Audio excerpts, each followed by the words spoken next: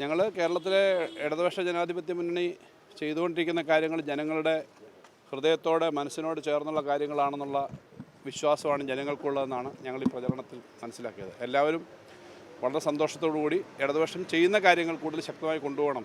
ഏറ്റവും സാധാരണക്കാരെ ബാധിക്കുന്ന അവർക്ക് സഹായമേകുന്ന പദ്ധതികൾ മുതൽ സംസ്ഥാനത്തെ ഏറ്റവും വലിയ വികസന പദ്ധതികൾ, ഭാവിയിലെ നമ്മുടെ കൂടുതൽ തൊഴിലവസരങ്ങളും നാടിൻ്റെ പുരോഗതിയും എല്ലാം പറ്റുന്ന കാര്യങ്ങൾ, ഇതെല്ലാം ചേർത്തിട്ടാണ് ഇടതുപക്ഷം ചെയ്യുന്നത്. ജനങ്ങളുടെ ഭാഗത്തുനിന്ന് വലിയ അനുകൂലമായ മനോഭാവമാണ് ഈ ദിവസങ്ങളിൽ കാണാൻ കഴിഞ്ഞത്. തീർച്ചയായിട്ടും നമ്മുടെ തദ്ദേശ സ്വയംഭരണ സ്ഥാപനങ്ങൾ, മുനിസിപ്പാലിറ്റി ആയാലും കോർപ്പറേഷൻ ആയാലും പഞ്ചായത്തായാലും ഇടതുപക്ഷത്തിൻ്റെ നേതൃത്വത്തിലുള്ള ഭരണസമിതിയിൽ വരണമെന്നാണ് അവർ ആഗ്രഹിക്കുന്നതാണ് മനസ്സിലാവുന്നത്. ഈ പ്രതിപക്ഷം ഉന്നയിക്കുന്ന ശബരിമല സ്വർണ്ണക്കൊള്ള അടക്കമുള്ള വിഷയങ്ങൾ പ്രതിഫലിക്കുന്നു. അതുപോലുള്ള കാര്യങ്ങൾ ജനങ്ങൾക്കറിയാം. ഇതിനകത്ത് ഒരു അർത്ഥമില്ലാത്ത കാര്യങ്ങളാണ്. അവർക്ക് വേറൊന്നും പറയാനില്ല. നിയമം ഏറ്റവും ശക്തമായിട്ടുള്ള നിലപാടെടുത്ത് നിയമം സ്വതന്ത്രമായി പോവും. പോലീസും അന്വേഷണം എല്ലാം സ്വതന്ത്രമായി പോവും.